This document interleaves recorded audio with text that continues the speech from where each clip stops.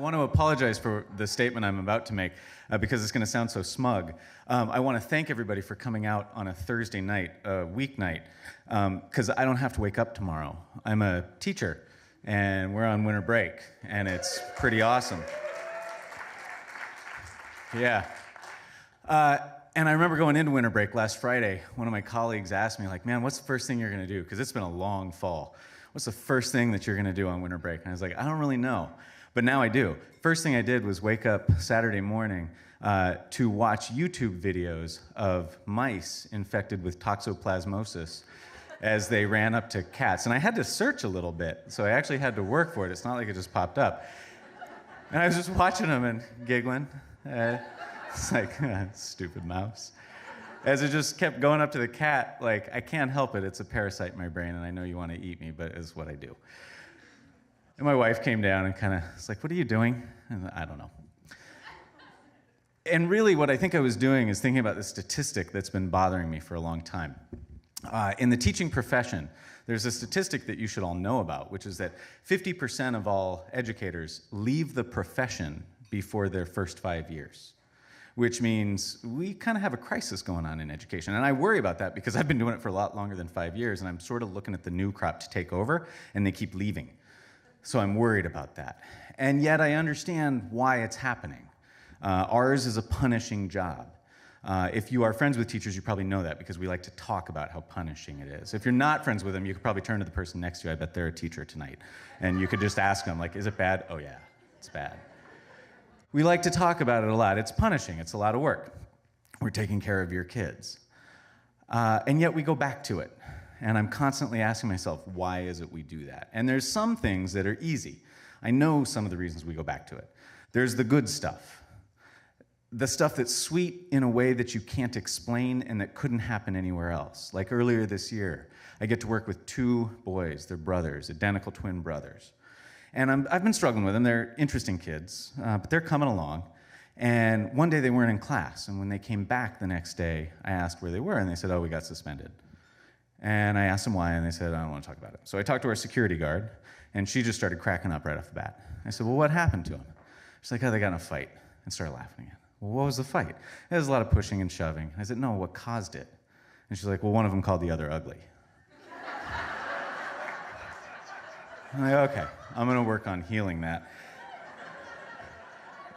But there's sweeter stuff still, like the student I had years ago who touched me with such a compliment, albeit weird, that I just didn't know how to respond. This was a student who approached me, 9th grader. Their brains aren't fully formed yet. And he came up to me and he's like, Mr. McCreery, can I talk to you after class? Which is usually a sign that like something's going on. You want to, make some time for the kid. And I said, yeah, absolutely, let's talk. So class ends, and I'm like, hey, what do you want to talk about? And he's like, not just yet, let's wait till everybody leaves. And I was like, ooh, okay, it's going to be serious. Last kid leaves, and he's like, I said, yeah, what is it? Is everything okay? He's like, yeah, it's fine. I just didn't want to embarrass you, but I want to let you know I think you spilled something in your armpit.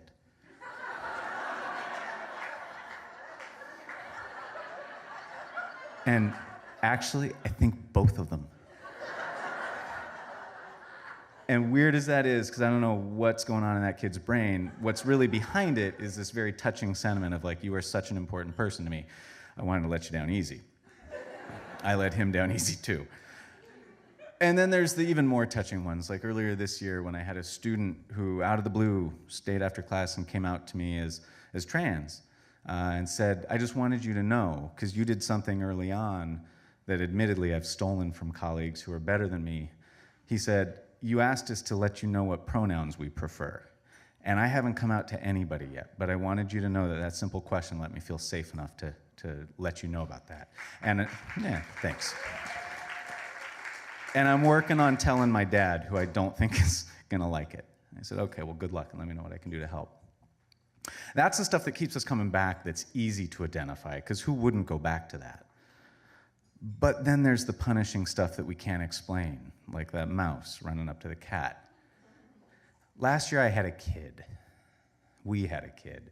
And I knew from the beginning that this was going to be one of those kids, and that's something that teachers don't like to admit because it says something ill about us, that we're identifying kids before we even know them. But this kid we knew. This was a kid who had behavioral issues that he couldn't control, and he didn't know that.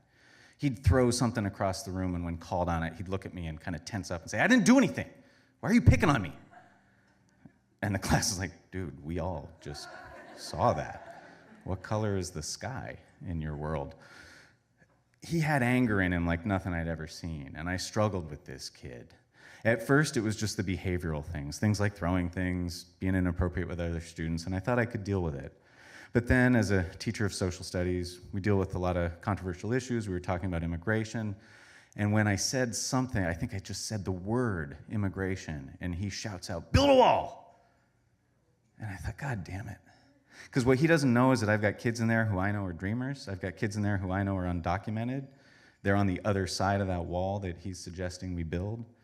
And one of our jobs, probably I would say our most sacred job as educators, is to make sure that every kid has a safe and inclusive learning environment, including this kid. And now I know I got to talk with him about language. And not sure if you've been around for the last 2 years, but how we do that in this climate is a little more tricky. So I ask him, I say, "Hey, you know you can't say that stuff, right?" And I got a reaction unlike anything I'd ever experienced. I didn't get defiance. I didn't get admission. I saw this body, this 14-year-old body, tense up in a way that I'd never seen, like rage just balling up, and I saw tears coming out even though they were fighting back. And then he just bolted out of the classroom. And I don't know what that is. I haven't seen that before. So I did what teachers do. I sent an email. Dear parents of kid, I'm trying to form a good relationship, and I'm finding it to be somewhat difficult. I'm wondering if you have any tips that you can help me with. And I heard back from both parents. Mom sent me an email I'll get into in a minute. Dad sent me an email that said, "Why don't you give me a call? We can talk about it." I said, "All right." He's like, "I'm going to be going to Seattle for a morning meeting. Why don't you call me at like 6:30? And I get to school early, so I get there. I'm in my classroom. It's quiet. It's beautiful. Hate saying that school is a lot nicer when there's no kids in it, but it really is. You can come by sometime if you want. It's delightful. But I pick up the phone and I call him like, "Hey, is this Dad?" "Yeah, hey, it is. How's it going?" "Good. Listen, thanks for talking. I want to know, is there anything I can do to form a better relationship with this kid?" He's like, "Man, I don't know. His mom fucked him up pretty good." 6:35 in the morning. "Nice to meet you, sir." I said, "Oh, really?" "Yeah, man, she's a fucking bitch. And every time he comes back from a weekend with her, I've got to take him to his therapist and just work him down, and I swear to God that bitch is going to kill him." All right, this isn't going the way I thought. "Can you tell me about any strengths that this kid had?" "Oh, yeah, man, in middle school, he was a soccer stud. He was ranked 27th in the state among 8th graders. I don't think we rank like that. Never heard of a 27th place, but okay, great. And I was like, "Well, good. Is he playing soccer here?" "Yeah, but I'll tell you what, that motherfucker of a coach, I swear to God, if I ever see him," pause, because that motherfucker of a coach is the guy who sits next to me in my office. "If I ever see him outside of a bar, he's going to wish he never met me." I'm like, I don't think I want to meet you at this point. And I kind of realized this phone call's going nowhere because he's only to Woodland and he's going all the way to Seattle, and I've got to teach class in a little bit. So I said, "Thanks so much. I'll be in touch. I'm going to work on the relationship with the kid."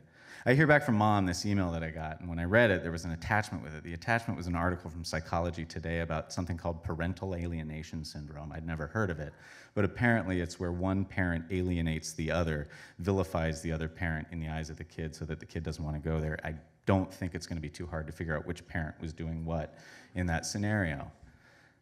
So I realize this kid is going to be a challenge, and I've got him all year. I teach a year-long core 9th grade global studies class.